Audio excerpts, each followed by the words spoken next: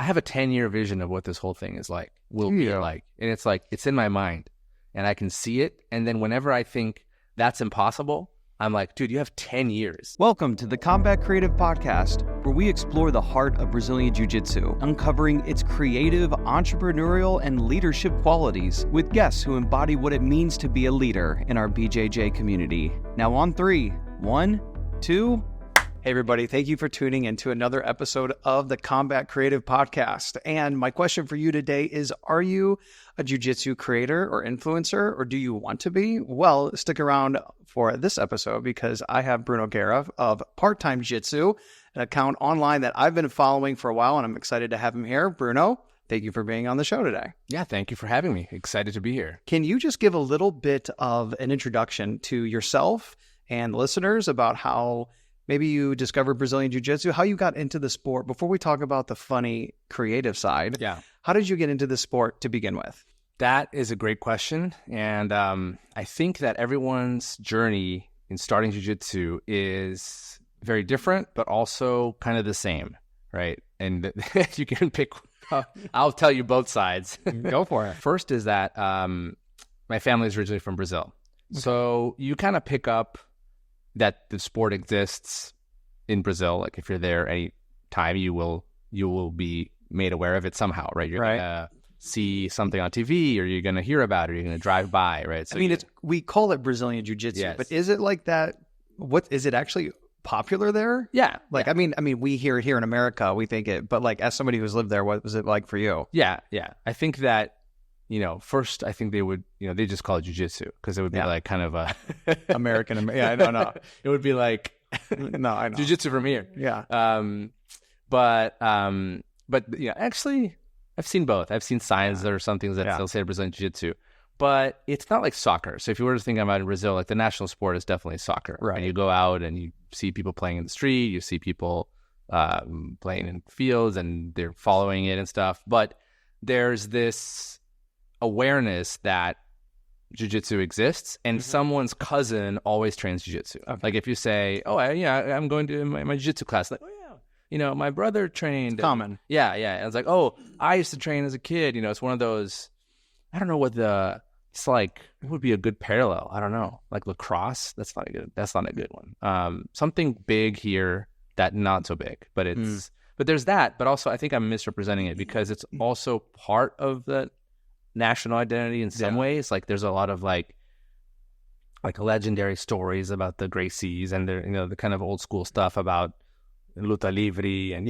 there was one time that Gracie versus Kimura, like everyone kind of knows those stories even if you don't, because it's like the root, it's like the foundation of it. And I think people are also they're people are kind of proud that it was from there. So that it grew so much and that it developed so much, right, in Brazil. And I think Brazil was sort of the, I don't want to tell the wrong part of tell the wrong story. I'm not sure of the details, but I feel like, of course, jiu-jitsu existed in its foundation as like judo or the ground part of judo, and then came to Brazil through different people, this like Baeda, I think was his name. So that's the ChatGPT version, like tell me a poorly.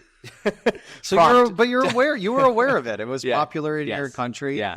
And so like, how old were you when why did you start training? Yeah. So that was the thing. I was working, and I was living in Rio for a while, and a few coworkers would kind of bring it up sometimes. Like they all trained together, and they would say, "Oh, you should come with me. Come with us someday. I think you'll have a good time. You'll enjoy it." I don't know.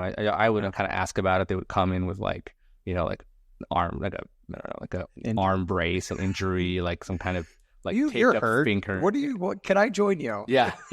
That looks interesting. How did you get injured, and how do I become injured like you? And so they kind of said, yeah, I mean, really good, etc. And then when I was moving to Chicago, they said, hey, there's a they're like, where are you going to live there? I'm like, I'm going to work in the Loop, which is like downtown. Mm-hmm. And they're like, I know that area well. Yeah. There's a Gracie Baja opening in the West Loop, and you should go check it out. And then I was like, that sounds great. And so we moved, and then eventually I had sort of that as my mission to stop by and check it out.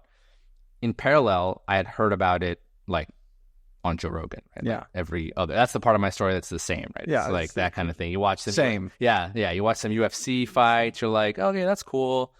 I don't know. I want to do that. That sounds really interesting and fun. I don't want to get a punch though. Like, okay, I don't want to get punched. I want to go to work the next day. Yeah. I don't want to get fight. I like fighting, but I don't want to get punched. So there's no option for me. I'm gonna live an empty life with no fighting. And then you discover jiu-jitsu. Hey, there is an option for me. I can fight and not get punched, right? Yeah. And it's intense. So that was sort of my hypothesis when I went into it, is like, I wonder if this is, how much like fighting is this? Mm-hmm. And then the first time I went into Gracie Baja West Loop, I was like, this is amazing. I got, my butt kicked, but the 100, I think I got submitted like 12 times in like the part of the class that is rolling. So it's not an hour. It's like 20 minutes, 30 minutes. I know. So that was when I loved it. And the guys there were awesome and had a really good time. And then I would just, train. Are you actively training now? If so, where? Or? Yeah. So I actually just started a couple of months ago at Alpha Grappling here in Miami. Really cool crew. Like love them. Everybody there. Love going there. It's like it's very focused on like it's like an ADCC competition team, and so it's So are you gi or no gi? well. Because I see your Instagram reels, Yeah. and I laugh at them, but I don't know what you actually. My entire jiu-jitsu career, my has been the gi, except for the last 2 months. Now I'm training exclusively no gi. Nice. And how are you enjoying it? I love it. It's a ton of fun. It's really interesting. And I think I like no gi more. I love the gi, but I like no gi more for a couple of reasons. But I'm also way worse at it. Like, it's like you get half the stuff I know about, lasso and spider guard and all that, and it's all kind of useless, right? It doesn't exist. Same. So I don't know. I mean, my no-gi friends have been pushing me to try it a little bit more. Done a couple classes, realized I don't know what to do with my hands, like Ricky Bobby on Talladega Nights. Like, what do I grab? Because my one of my first professors, who I'm still close with and friends with, he's great with his grips and using lapels, and so is my new professor. Like my current professor is awesome at it.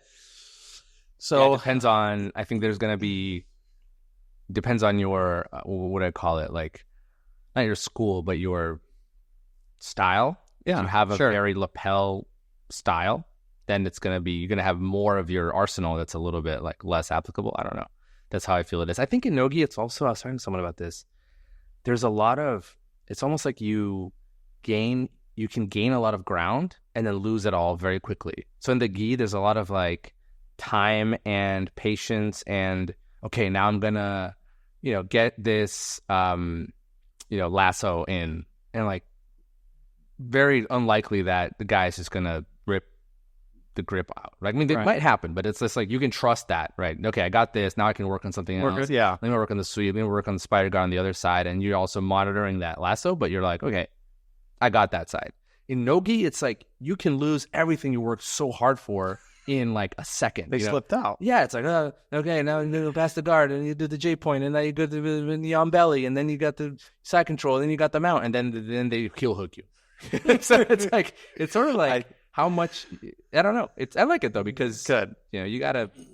I think what's important is you're enjoying it and you're learning a new part of it, and hopefully you're just getting better at jiu-jitsu, regardless of what you're wearing. Yeah. I think I think that's the thing that's holding me back, if I'm being honest. Like all the highlights that we watch on Instagram, I just see somebody I have like heel hook, heel hook, and I'm like, I want to walk tomorrow. But I think. And these are all excuses on why I don't want to. But anyways, why I haven't. That's the whole. And I'm working on a reel about this, and like I think it's a little. Tell me how much you want me to talk about the behind the scenes of this whole content world. Well, we're gonna get to that. A little next. Self-serving, and I don't. Who wants to hear about like people making reels? However, we are. I feel like that's what we're supposed to talk about. Let's get to that in a minute. My next question for you is, so now you've been training for a few years now. You're obviously enjoying the sport. Let's talk about your evolution to becoming a content creator, because whether you like that title or not, you are one. Yeah. And people are following you and they're finding your content and they're enjoying it. I remember the first time I don't even remember the first video. I was just like, who's this guy? Yeah. And then I remember going to your profile and it's like the SNL of jiu-jitsu. And I was saw that? Yeah. Okay, good. I've been working on that. I saw it. I don't know when you updated it, but I saw it. And then the other fact is like that made you click like, oh, I get what this guy does. they're like, it's like video memes almost, right? So talk about how you evolved from just being a practitioner, and you're also like balancing being a dad and a husband and a career. Yeah. Now, hey, I'm going to like, what gave you the idea to start making content and on the humorous side? Just talk about that transition. Yeah. So I feel like I have always been creative. Like I've always been a creative person, and anything I'm always sort of creating on the sides, right? Like when I was in high school, I wanted to be like a film director. I think that was my kind of, in high school you kind of you know like 5 jobs. You're like firefighter, doctor, who doesn't want to make a movie? Yeah, exactly. It's firefighter, doctor, race car driver, film director, right? And I'll tell you a personal story if that's okay. So in 2019, my dad passed away, and not in that moment, but it sort of got me going and thinking about like just life and what to do with life and what to do with the limited time that we have. Sure. And just I felt like my life was good. It was just a lot of these creative energy and creative thoughts were just kind of being ignored as that's what you do. You work, you go to your job that's not creative, you do your responsibilities, and then that's it. And you maybe on a Sunday afternoon you'll draw a cat, and then you're like, okay, that's it. But I was like, there's way too much creative energy inside of me to just sit there. So that was like, it was suffocating. Yeah, it was in a way. It wasn't. Yeah, that's a good question. What did it feel like? It just felt almost like wasted potential. Like it was just being coming up and then just kind of webbing away, as opposed to. But dude, you could make videos doing anything. Yeah. What made you think like, I'm gonna weave this into jiu-jitsu? Yeah. You could have been a movie director. Yeah. Why are you making little shorts? Dude, like there's people making all types of videos on the internet. I mean, you could be doing you're a dad. You could be doing your Costco grocery haul or something. Yeah. Exactly. But like, so what? So that's a great question. That's actually the question you asked me. I went way too deep down the rabbit hole. Dude, I like rabbit holes. Rabbit holes are when the content usually gets more interesting, believe it or not, depending on the person. But. Exactly. But yeah, so rabbit hole sounds like a submission too. It could be like some kind of like guillotine kind of thing. Dude, we should create the rabbit hole. Yeah, I like actually. It's definitely like some kind of guillotine kind of thing, or something where the guy's head is like totally hidden inside of the other person's body. That's the rabbit hole. Well, do you remember the first video you made or a piece of content you made? I don't know if you were making videos first or what. So, yeah, I'm trying to remember exactly how this whole thing started. So I was training, and I was thinking, so I was thinking like, there's so much opportunity in the whole, the digital world and the content creation world. I think I could do it. And also, for me, it's really fun. So it's really fun to record something. So the actual act itself is very rewarding. If I create a video and I watch it and I send it to like my family, that's a good time for me, right? And I think a lot of people, not that don't understand, but like that cycle for me is fun and and fulfilling in its own right? So that's one thing that I think is important. And I thought, you know what? There's no. I wonder if I can make like a company or a community or a segment or something for like the part-time athlete world, right? And so this whole thing started as sort of a generic part-time athlete, and who knows? Maybe it goes back. Maybe who knows what one the future day holds, goes back to that. But it's almost like, can we create an identity? Can we create a community? Can we create like an embracing of the part-time athlete philosophy? And like my whole thing that I used to talk about was, why do we have these glory days of sport and competition, which is such an exciting part of being human? You're playing. You played soccer. You played soccer in the bright lights, and you have this big final in the game in high school or college, and everyone's there like, you score the goal, and then your teammates lift you up, and then you go to work at like the accounting company, and you like live for the next 80 years, hopefully, just remembering that moment of glory where you like score that goal or whatever. And a lot of people live in the past. They have nowhere to go. They have nothing. They have nowhere to put that amazing. Like why can't you do that again? Why can't you do it? Oh, I don't have time. I have my job. Anyway, well, why don't you do it like part-time? Part-time athlete was this whole thing, and like bring that back to the 30, 40, 50-year-old people, the excitement and energy and like cinematic experience of being an athlete. But you don't have to do it full time. You can just do it after work or in the weekend or whatever. That was the whole thing. And then it was going to be every sport, like, because I was like, yeah, that's a huge market. Okay, right? Soccer. So you were going to be broad. Yeah, but like it was kind of sick. It's hard to like get the gears moving when you have nothing, no specific anything, right? Yeah. It's like the content was things like, it would be like a carousel or an image that just says like, competition is competition is a beautiful part of being human. Like, go out and find a local competition in your sport of choice in your neighborhood and compete. And that was sort of the You're trying to motivate people. yeah. But to go and compete and be a part-time athlete, that was the whole thing. And then we were gonna have like the fake community. Yeah, just me. We were gonna have like apparel, and it's like part-time athlete, part-time athlete, full-time dad. I don't know. I can do that now do something like that now for jiu-jitsu. But I was doing that. It was hard to get traction because of this whole too generic. Yeah, too broad. Exactly. And then I think, and I have a whole theory about this whole niche thing, which we can talk about. But it was like, there was that. And I was like, and I was training jiu-jitsu, and I'm completely obsessed with jiu-jitsu, and it's like my favorite thing to do. So it's sort of, why don't I do that part-time athlete just for jiu-jitsu? Yeah. And then we would have I made like a slide about it, and it's like, we'll start with jiu-jitsu, and then we'll do like MMA. It'll grow from there. Boxing. Yeah, there's a whole thing. Yeah. MMA, boxing, kickboxing, Muay Thai, blah, blah, blah, blah, blah. That's like this, trying to do this for everything at some point. Who knows what the future holds, but that was sort of the vision, starting with jiu-jitsu. And then I started making that. So you're helping me like remember all of this. I love it. Yeah. That's why I like doing this. This is great. Then it was that serious content for, but it was like, here's 3 ways. It would show me, getting taken down or like defending a takedown. Here's 3 ways. And if you scroll back, you'll find these. Here's 3 ways to defend a takedown, and this is like a blue belt. Yeah. 4-stripe white belt saying this. And were you sharing it from like a comedic point of view, or from like a trying to help? Trying to help. It would show like me in a competition or something, like, yeah, but not the right topic. I was just talking about like guard pulling, and there was me competing behind, like, just like, I don't know. Okay. Yeah. You were working with the content or what you were doing. Yeah. You were working with what you had. Yeah. Like on the couch trying to finish editing this thing. I was like, put whatever video there. And then it's me talking, sort of green screen. Here's 3, we've all seen it. Yeah, all seen that type. Yeah, here's 3 ways to defend a takedown. Boom, boom, boom. Then, those would do okay. They would kind of grow. There was a time on Instagram where like the algorithm was really weird, where like it would either pop immediately or it would like die. And so you would go, you'd be able to like, death. Yeah, like it would be like, poosh.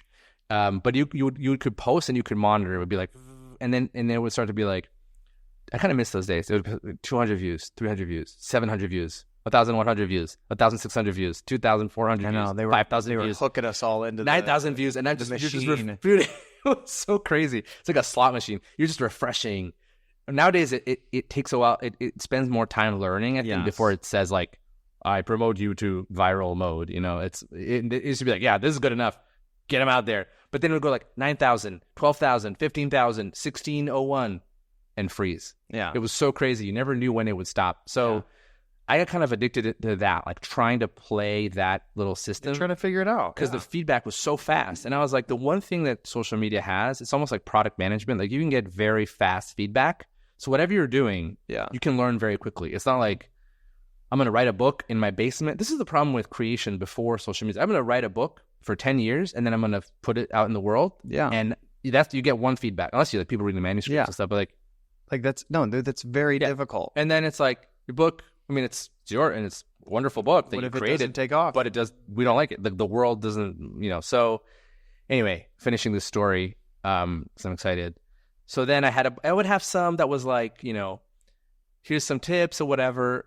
Then I made one that was like, when you go home and your uncle asks you, how was karate? Like, there's these jokes that like exist, right? Yeah. And it's just me like kind of walking kind of sad with some depressing music. And that one took off. And then someone was like, oh, like, that should be your niche. You know, like actually a guy who really helped me on the beginning, he was like, that's what you should do. You know, we were kind of chatting. Like the humor side. Yeah, you should like do that. It's the things that we all, I think the reason why your content is growing well organically, I think it's growing well. I think everybody has different standards for themselves as far as like how fast things are growing. But yeah, I think what yours is because you're talking about kind of like relevant things. Yeah. And it takes people, creative people. That's like why comedians are like so funny, because they are good they're just observant. They pull things that we experience every day and they just tell it back to us. And hey, you have this experience. Oh my God, that's hilarious. How did you figure that out? It's like, this is literally just it's a little bit about what you're doing. Yeah. I mean, you're taking things that we're dealing with in this hobby that all of us, a lot of it are 30 and 40-year-old men. And you exaggerate it. And I mean, if you see a lot of reels, there's like a little bit of a formula that's hard to execute on, but it's like it's like jiu-jitsu. Yeah, pass the guard. Like, okay, control the knee, and you just pass. Okay, but doing it is harder. So with his reels, it's like if funny reels, you can get a topic which people experience, and then you like make it, show it, and then you get an element of it, and then you exaggerate it, and that would never happen, and then you take it like so far. But then you need to have some kind of ending that kind of has a lot of energy, and then people are like, that was great. Kind of like a little ride. Well, I want to ask you though, like, how do you come up with? How often are you posting? Yeah. Just for anybody who's not familiar with, which go check out his Instagram page. We'll make sure it's on the video, or we'll put it in the link. But like, go check it out. You're putting out a video almost every day. Every day. And guys, I make videos for a living. Like, this is what my business does, and one thing that I noticed, like Bruno messing around with, is like, are you editing these on your phone? Mm-hmm. So is like special effects. Well, I'm calling them special effects. Like we're at my media company, we use quality gear and do very little special effects. So when I see like some of the things you're doing, even me who makes videos for a living, even sometimes I'm like, how's he doing that? Like I wouldn't even, because I'm not a special effects person. Yeah. I'm like, shoot it all in camera cinematically, right? Yeah.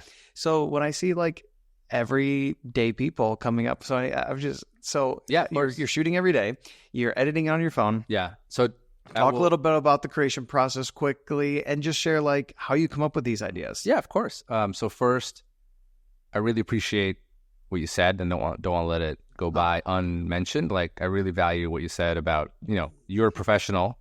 Look at this setup. Yeah. And you said that whatever I'm working on looks good. So I really value that. Thank you. I don't take it for granted. You're welcome. Second, creative process. So do you want me to reveal the secrets of the trade? As much as you want to share. More about no, I'm happy to reveal the secrets. It might be too powerful. People might just be floored by it. No, just go. Like, how do you come up with how do you come up with some of these ideas? Okay, so ideas, and then video every day is like 365 days. Like there's 515 posts in a year and a bit of creation. Okay. So once a day. So just talk about like coming up with those ideas, and then we'll worry about execution. Later. So coming up with the ideas. So I have a notepad like into my phone, and I'm just writing down ideas all the time. Like it's a constant. And when I mention like as a creative person, I don't want to divide people. When I say like I'm a creative person, I think that's a little bit wrong. Like that's not the right thing. Like people are not divided into creative and non-creative. I think everybody is creative in a way that fits their mindset and their personality, like their purpose. I think. Yeah, exactly. Their purpose on Earth, their purpose in the world. So I think everybody has something to contribute to a society. Yeah, and that alone is creative. Yeah, but of course. Going from like 0 to 1 on whatever topic it might be, right? Can be financial planning, can be anything, right? So my thing is, I don't know, random ideas for short videos. That's my purpose. I'm like, what is my purpose on Earth? Making these videos, right? So I'll just be thinking about a class. I'll just be thinking about something that happened. I'll be in class looking at an interaction. I'll be, and a lot of it is like kind of comparing jiu-jitsu to other things. That's why it's good to have this little niche, because you get to get it and you get to play with it and you get to mix it up with other. If it's too generic, it's like, what am I even thinking about? You need to anchor it somewhere, right? So which is like jiu-jitsu. Like, what if there was like a James Bond that just did jiu-jitsu? Like, what would he be called? I mean, that's kind of funny. Like, like he just does jiu-jitsu. Why? Like he doesn't have a gun? No, he just like. Have you done a video like that? Yeah, so this is a whole problem I'm having, because it might be the best joke I've come up with, one of the best ones that I like, and the stuff that I like the most probably does not perform. Yeah. The stuff that I like the stuff that I think sucks, like just doesn't work. The stuff that I think is okay, that's the stuff that pops. And then the stuff that I'm like, man, this is like a work of art. Will get like, you know. Listen, okay. Exactly. Yeah. So here I am. Okay, let's talk. I mean, early days of TikTok, I'm like putting. You're what do you call it? Like a original. Creator. I've done OC. I've done very well on TikTok for a dad in my 30s talking about cameras with my clothes on. I've done for TikTok, and so I put out these videos like of like my photography and all these things, and then like I know, not to sound prideful, but like I've worked on my craft. I know what's good content. Yeah, it doesn't take off, and some kid with a camera taking a picture of his pretty girlfriend in the woods like blows up, and I'm like, I don't know. So but so it's like the stuff that I care about doesn't. I've experienced that so much. Yeah, but don't you feel like you know, like this topic is so like self-serving, it's weird, but this is the important thing to talk about. Like, don't you feel like you know the TikTok algorithm like as if it were like some kind of person that you can know? Because what the choices that you're making and the framing, the choices you're making in the lighting, and then on Instagram, it's like a different person that you're somewhat delivering that to. I like to think that there is foundations in content creation, like a formula for a good video. Yeah. However, there are some people that are really good about getting really intricate on the viral. So like I can work when I work with business and I work with clients, we have a formula on where every video adds value. It's going to help the viewer. Yeah. It's either going to entertain them or educate them, because that's really what people want. When you're on social media, you want to be entertained or educated. And like we have the formula. However, sometimes it works, sometimes it doesn't. And sometimes I'm like, you know what? Forget it. Like I'll tell a client, we're going to repost this in a month because it's good. Yeah. There's good. And then sometimes it does take off. Sometimes it doesn't. And so that'd be hard to have. Like, I think you have to have clients though. We have to be humble and we have to be willing to try new things and pivot. Yeah. That's been hard as a media company, is creating commercialized video for businesses. And now just when you figure out like we've cracked the code to scale, it's like, now everybody wants short form content now, and it's all vertical. And you have to shoot in like a massive resolution so you can do like a rectangular cut of the. It's been, this is where it maybe ties into jiu-jitsu for me, is always being willing to learn a new thing in my business craft and just being willing to pivot in the moment, try new things. I like learning. I think if you want to stop learning, that's when the growth stops. Yeah. So it's like, we do this a certain way, but we're going to learn a new way to do it. Yeah. And that's okay. You have to always adapt to. I think I was thinking a lot about this the other day. And I have no one to talk to about it except here. There you go. It's like a very, very lonely existence.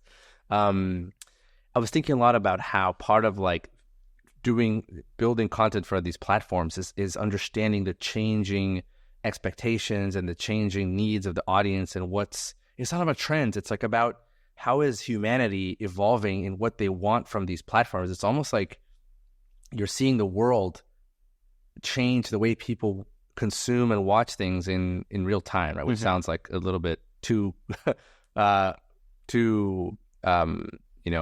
elevating social media to some kind of phenomenon, but which I guess it is. But it's like people are trending towards it's shorter attention spans, that kind of thing. And I'm sure people talk about shorter attention spans. It's like, I don't know if it's shorter attention spans. I think it's that people just have higher expectations because they've seen so much. Yes. They have seen everything. So if you just post a video, here I am with my food. Before it was just food. Like before it was like, oh my goodness, what are they eating? Now it's like food, picture of food. Now it's like, dude, when we were going to make a YouTube ad or like a Facebook ad for a company like 5 years ago, it's like, hey, you have 10 to 15 seconds to hook them in. And now with social media, that's the whole ad.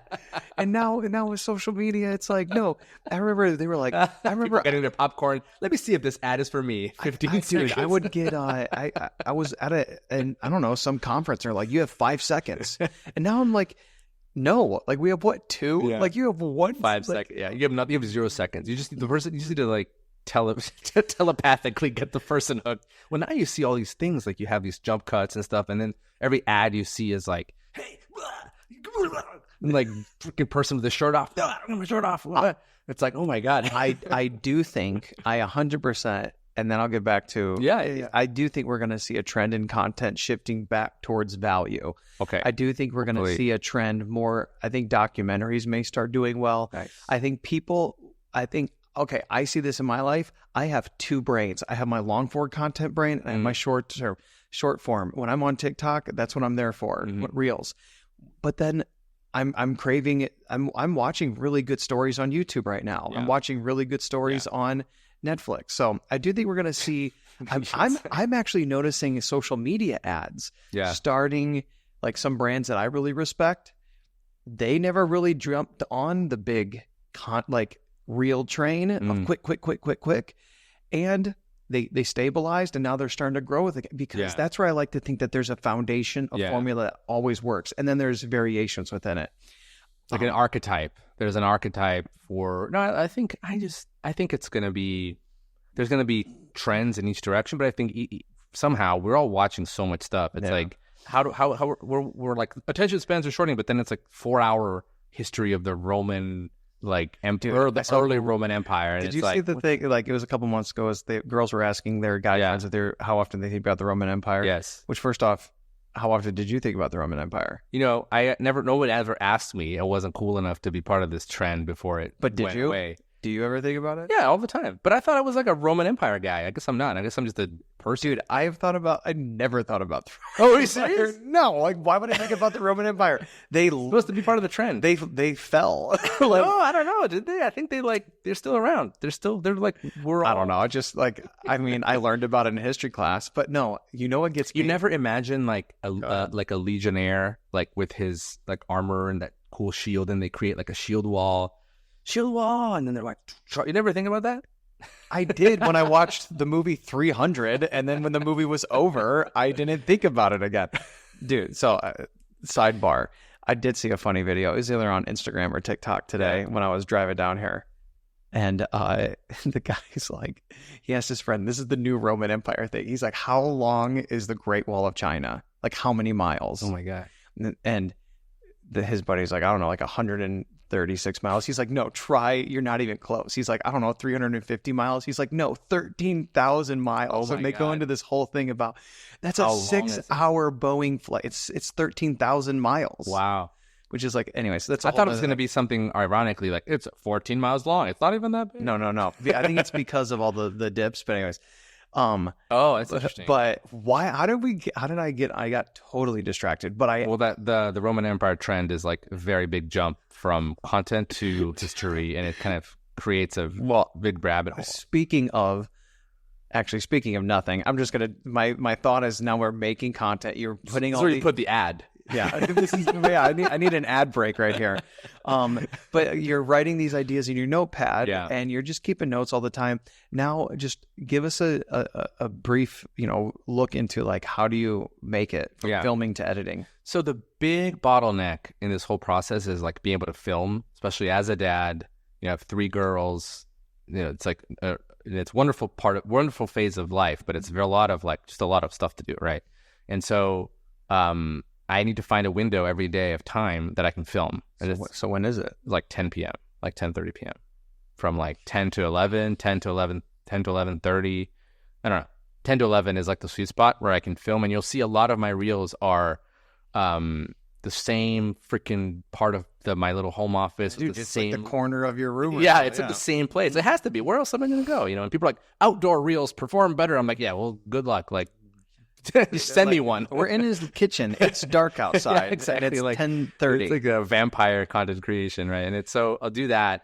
And then editing happens. I was doing these crazy things where I was just I wanted to edit and publish in the same day. Dude, it's hard. I was film. So the whole thing, and I don't really script them at all. Which is kind of strange. I'm usually scripting them in my head throughout the day. They're not that long, right? So it's the first guy's going to say this, and the next guy's going to say this. Then I'm going to cut. What's the costume change? Okay, it's just a shirt or something. And then if there's a lot of, if I can see a lot of complexity in my mind, I'm like, man, this is an hour and a half of filming. It's not a quick thing. If it's just sometimes the day's running away from me. It's getting late. I'm like, okay, we're just find an idea, which is easy to do, so I can publish this thing. It's like, okay, blue belt entrance exam. That's just two people talking, one costume. There's no script because I remember how I did it, and I'd done it a year and a half ago or something. You can redo it or something like that. Like, it depends on the day, depends on how much time I have. And then I will, go into the little home office, film.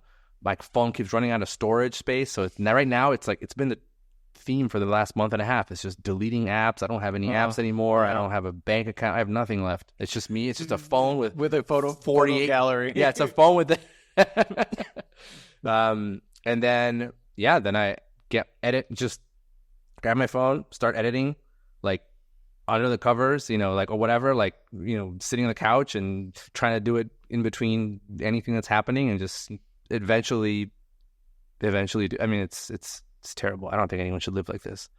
I don't recommend it unless you're completely obsessed with making little videos. I remember when I started my whole media company,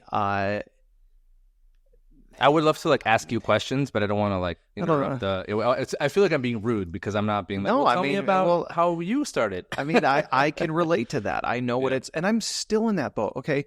So this podcast is new.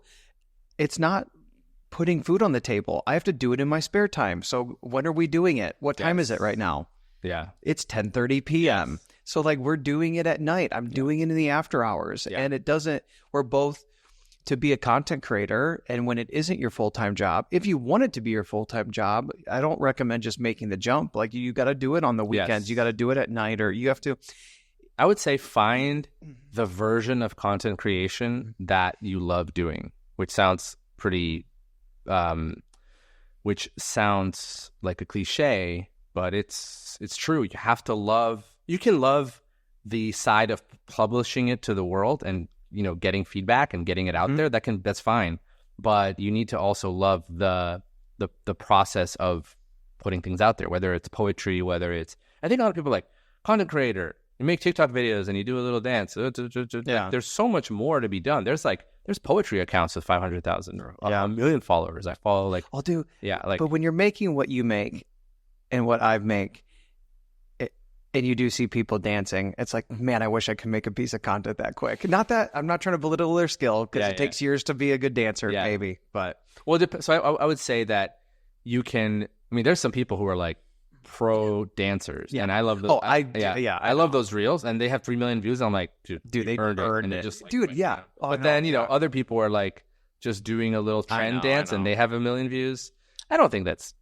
I don't know. Who am I to say how many views anything should have? But sometimes, I mean, you're like, when you know how much work you put into it, but everyone's putting work into it, because they're all deciding, like, okay, if a piece of content's easier to create, they're probably putting out more of it. So it all kind of balances itself out. My advice is really, if you want it, you got to figure out when you can do it. If you can only do it on the weekends, only do it on the weekends. So one advice I just gave to somebody starting off is, he's like, I don't know how to film and edit. I only have Saturdays. And I said, okay, so you have 4 Saturdays a month.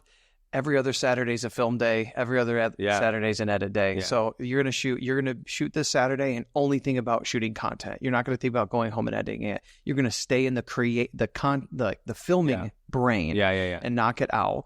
And then next Saturday, you'll be patient and you're going to wait and you're going to have discipline. And maybe if you get excited, you can do it during the weeknight if you have time.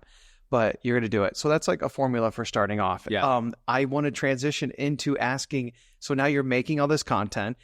You're working late. You're doing it late. You don't recommend it, but also you're doing it because you enjoy it. Yeah. Well, I recommend it if you're me, but and I recommend a version of this that others... You got to find it for themselves. Yeah, I recommend it for sure. But my version I don't think will work for anyone else. Well, how has creating this content help you engage with the Brazilian Jiu-Jitsu community? Yeah. Yeah. I mean, it's been wonderful. It's probably changed my life. Not to exaggerate. It's I've made so many friends and close friends, amazing friends, which are around the world, met all kinds of people. I can go, I could probably, anyone who does jiu-jitsu can fly anywhere and send a few messages on Instagram and then find a place to train and immediately be part of a local community, So it's I think for me, that's a a magical thing, you know, and that it's that times, you know, interacting with more people because of the reels and stuff.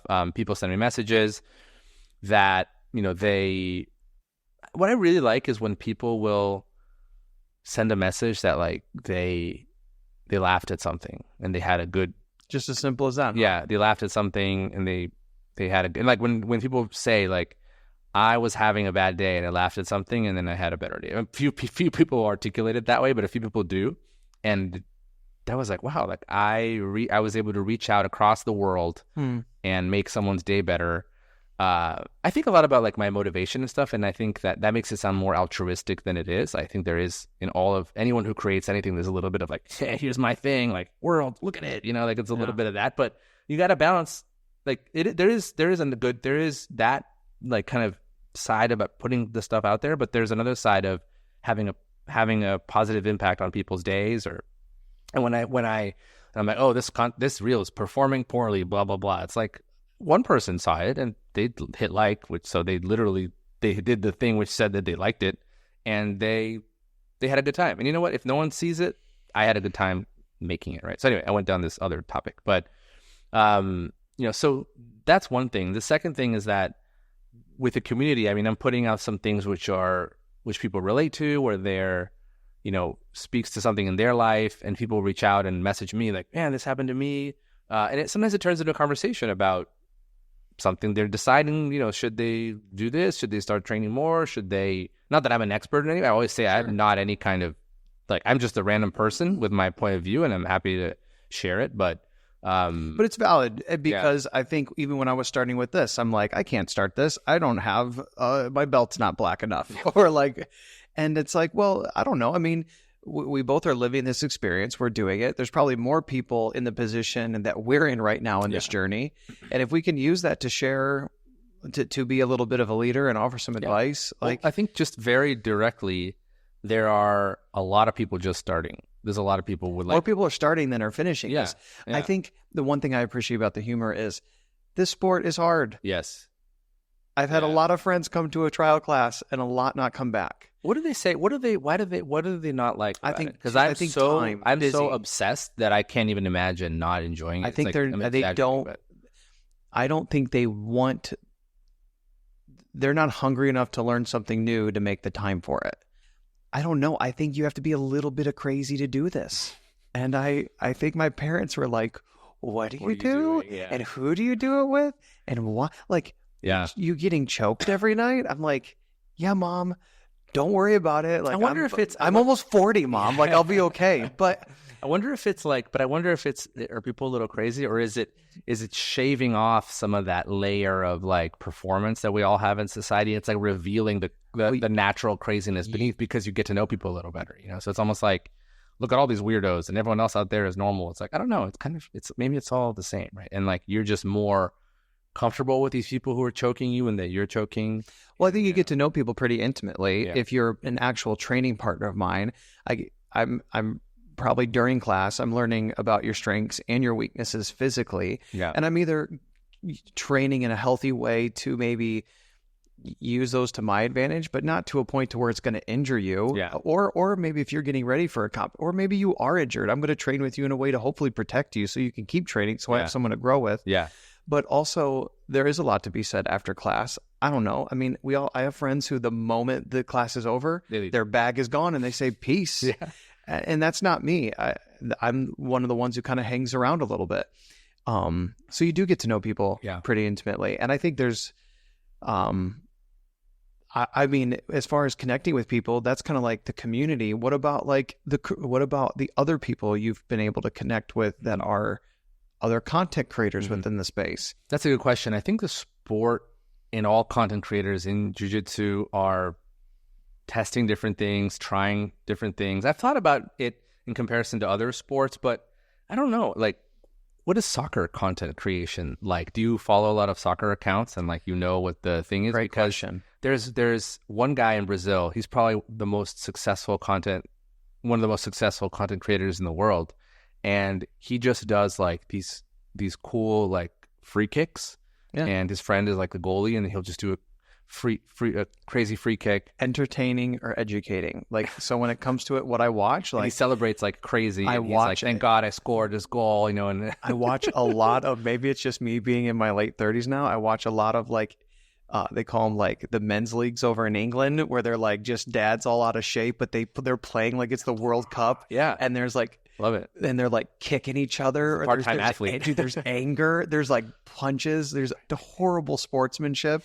So I watch that, and then I still watch the stuff that's like mind blowing, because we didn't have social media growing up. Yeah. There was not a way to Google how to juggle a ball. Like, Yeah. I saw, it was only if in my little town in Michigan, if someone knew how to juggle a soccer ball, would I know, oh, that's even a thing. Yeah. Right? You wouldn't even know that thing existed, right? Yeah. We're the last generation to not have social media, right? Or to live a period without it. I remember a time without internet, and Same. most people, I don't know, most people, maybe people don't, many people don't, and that will soon change when we die. Now, besides like the practitioners that are enjoying your content, what about connecting with the other content creators? Have you been able to connect with any of them or become friends with any of them? Yes. Shed some light on that. Yeah, so that's another part of this whole thing, which has been really good, is like you build a support network, right? And I really encourage anyone who is, here's what I would say, more than learning about editing or learning about anything, find people early on that are doing the same thing and like struggling, and they have like 4 followers and you have like 8, and they're like, wow, how did you get 8? And you're like, well, someday, kid, you know. So find those people and then create a little group chat and just talk to them about how much it sucks to create content that no one watches, because that's what I did. And it was so helpful, because it's like this whole, you know, this entrepreneurial thing. Oh, you ups and downs, and you have the ups and you have the downs. The content creation is that, but less. There's no company or life livelihood on the line. Yeah, it's all extra, right? But there's a lot of ups and downs. There's a lot of like, I'm going to give up. Content creation is like almost giving up all the time, because you always feel like giving up, because there's so much. There's this societal feeling that like, oh, you're creating content. Oh, you want attention. Oh, when are you going to stop doing those stupid things? You know, there's always those people. You know, they go away at 10,000 followers, in case anybody's. That's the threshold. That's the goal. 9,999 people were like, "You're wasting your time. Yeah, wasting your time. What do you?" And then 10,001, they're like, "Wow, that's working out." And so, but I would say like, I found people early on to like complain together about how much like, oh, the algorithm and this. Oh my God, look at this thing. Do you guys think this is good? Like, why didn't this work? This sucks. What do you guys think about this this app? Is AI this thingy? And just going back, that's the one thing that I think is the secret to all of this that no one talks about, is finding that little group, like 3 or 4 people, and just having that little chat. And I think, because you prop each other up, you know, you're like, you think this, you post something and you're like, this is so dumb, and then literally they will watch it and they can tell you, you know, like, no, that's actually not bad at all. It's just a weird thing. Isn't a new concept in business, but I remember hearing Gary Vee talk about how when you're growing, you don't have to tear everybody else down in order for your building to be the tallest. You can find people and grow with them. Even your competition, you can grow with them. Yeah. And you have to find the right people though, because there will be like people. Yeah. But I mean, I have so many people that I am now friends with that have like multiple millions of followers, and I'm not there, but we were friends at 500. Yeah. And we both have grown. We've all grown. It's been different, not the same, but I am a better content creator because of that friendship. Yeah. So I think the people who really helped me out, I think I would say 3 people that come to mind, because till this day we talk a lot. So Josh Beam, if you go to @JoshBeam BJJ, he does a lot of like, you know, competition tips, techniques. Like, he travels and competes. Really good video guy, so everything looks really good. So super positive person, you know, really, really like supportive. BJJ Tech Nerd, Marco. He has a podcast, like a jiu-jitsu podcast. He talks to interview people, talks about different things. And then Travis from Elbows Tight. It's another podcast. And so we're like, those are the people that I message and that we help each other and we just chat about whatever. So awesome. Yeah. As we're kind of gearing towards wrapping it up, I do want to ask you a little bit about work-life balance or family balance. Just how, as a father, as a husband, as a practitioner and a content creator? How do you balance these things and also try to be good at all of it? All of it, yeah. Really hard. I mean, really difficult. I will say one thing.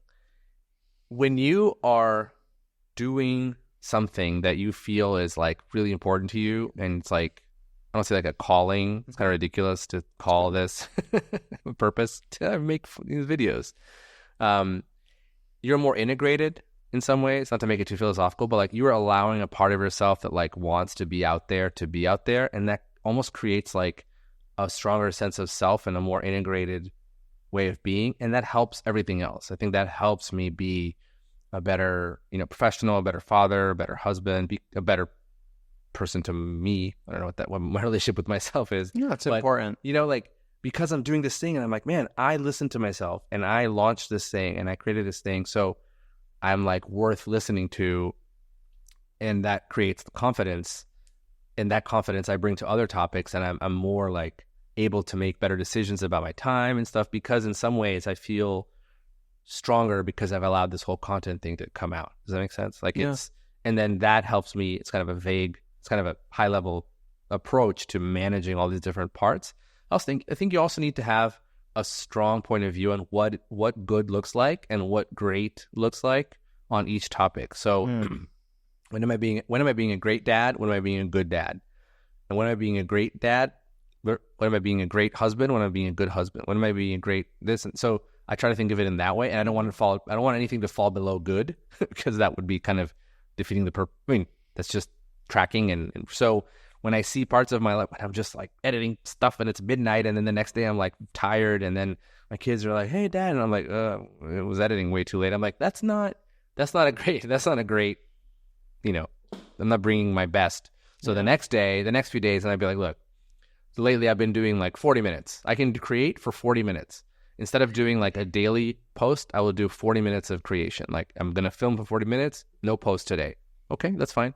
I'm going to edit for 40 minutes. I'm not done. No post today. That's fine. I'm going to edit for another 40 minutes. Okay, now I'm going to post. There's the post. Took 3 days. Like, because I was fine tuning those dials of, good and great dad, great husband, great this, great that. And, trying to align it, that didn't really give any practical tips, but it's about monitoring all of it. And then when one thing starts to drop, you just pause the content creation. There's more important things, Thinking about all the work that goes into creating content, I want to know, do you have any advice for new creators or people that are wanting to become a BJJ content creator? I'll give you the playbook that I would follow if I was starting from zero today, right? Yeah. First, almost launch it like a test, as if it were a test account. You want to call it like test account or something, and that'll be your eventual serious account. But why do I say that? You need to find out a lot of things in the beginning. You have to learn if you are more about technique, if you're more about, philosophy, because some people are just talking about mindset, right? If you're more about humor, like right? The lifestyle of it. Yeah, humor.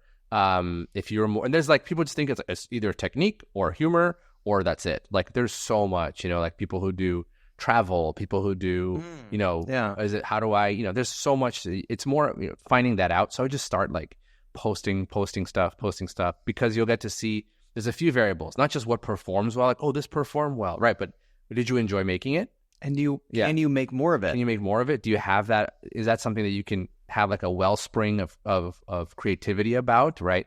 Some people like love nutrition and that's all they think about. Like, I have no idea about nutrition. I would love to know more, but I have no idea. So it's almost like I wouldn't have anything to talk about. But some people are just like every day they come up with 4 topics about jiu-jitsu nutrition, right? But post a bunch of random different things. Do a technique one. Like I did a lot of technique ones early on, and like,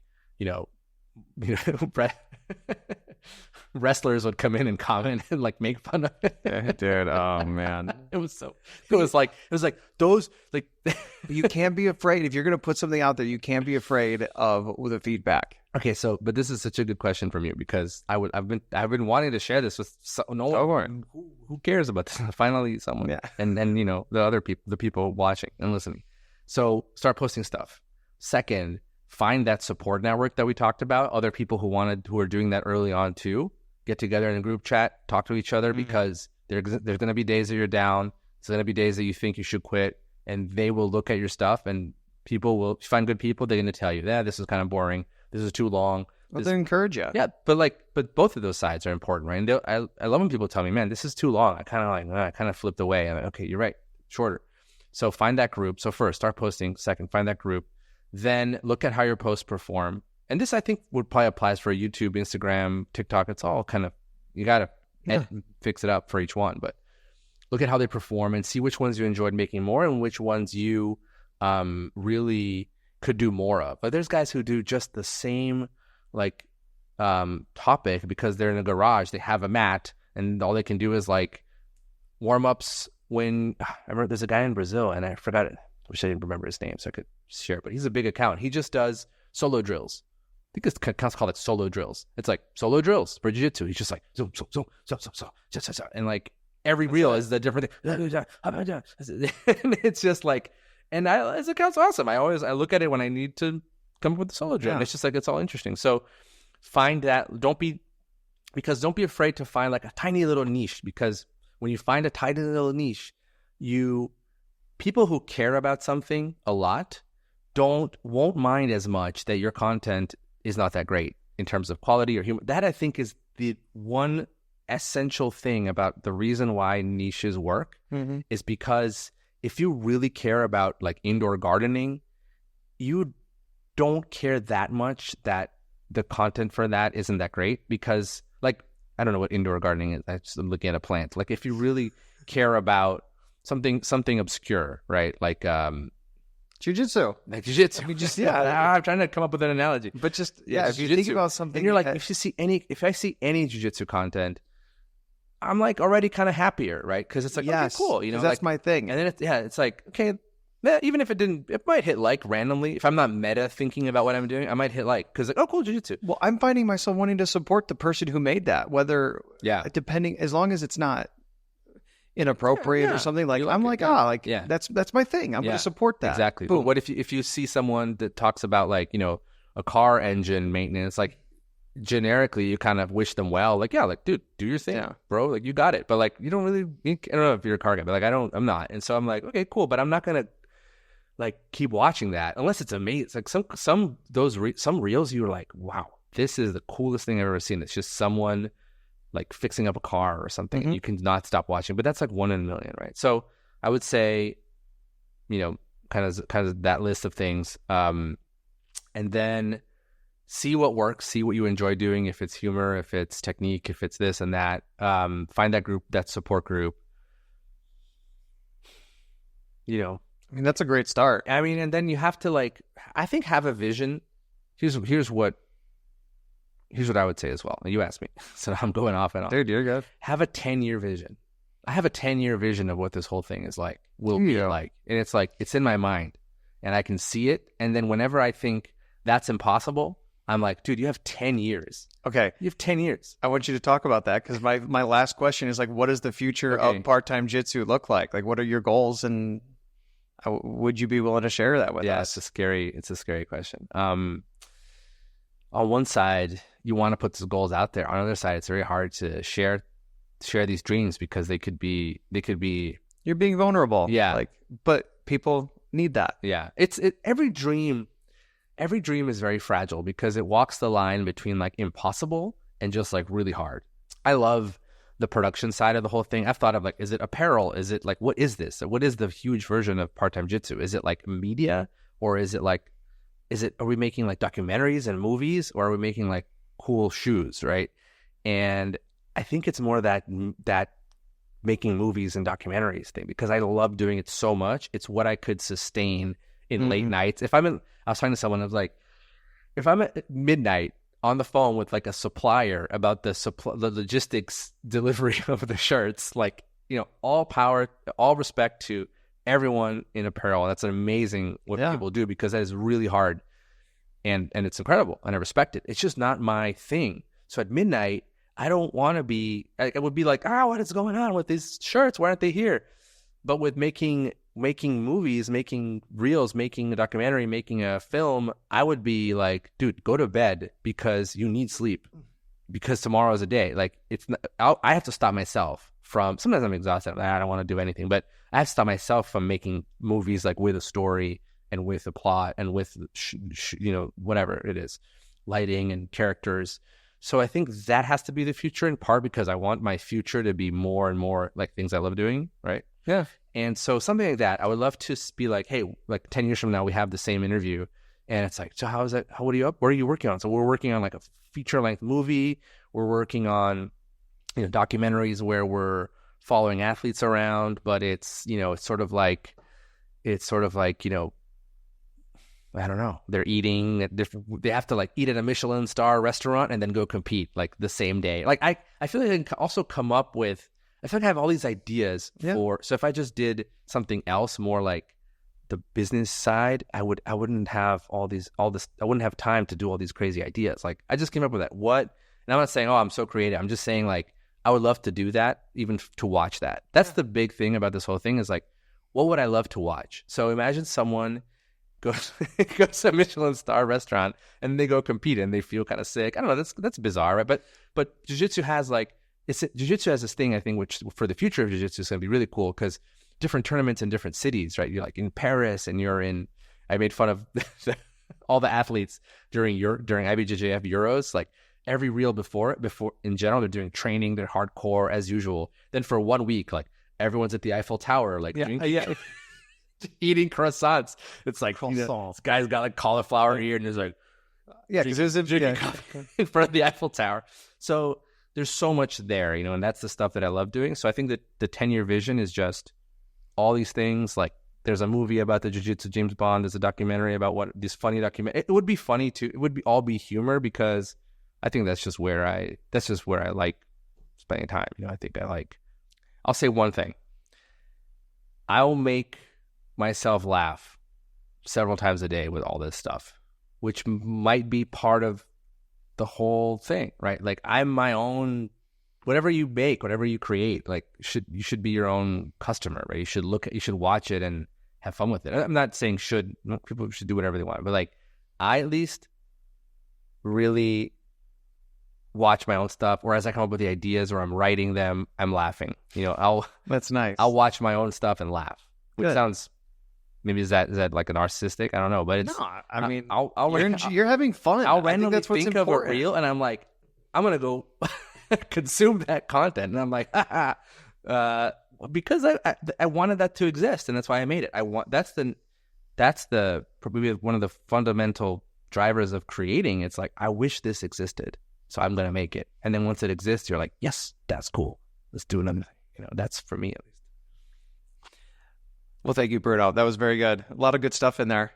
Really enjoyed it. Before I let you go, can you let people know where they can find? We've already mentioned your page a few times, but where can people find you on what social media pages, and what is the username?